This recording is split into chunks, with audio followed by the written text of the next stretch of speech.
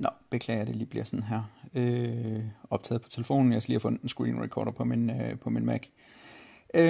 Men i går, der lukker vi jo med det her store bearish engulfing pattern. Vi havde også divergence på 4 hour.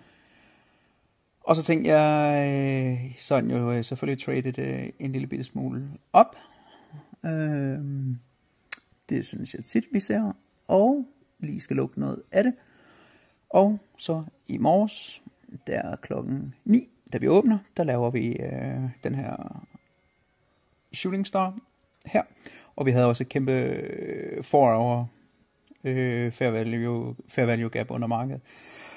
Så da vi har lukket 50% af fair value gapet herover, vi får shooting star, vi har divergence, vi har bearish engulfing, så tænker jeg egentlig, vi skal i hvert fald starte med at ned og hente noget likviditet. Vi har heller ikke taget de her lows ud, der ligger der og der.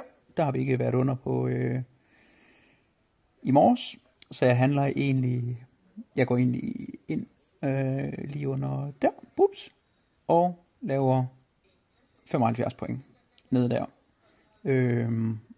Og så lukker jeg den. I hvert fald første gang. Vi har den der. Yes, lige nøjagtigt. Ja, og så tænker jeg egentlig, at den kommer op igen i noget premium. Jeg er i hvert fald inde i den et par gange, men det var i hvert fald den første handel på de 75 point, og den her shooting star her, der kom. Og vi går ned og henter likviditeten, også ned i det her 4 hours, og så begynder vi ellers at stige derfra. Og ja, godt på vej op igen her til aften. Så det var lige shooting star.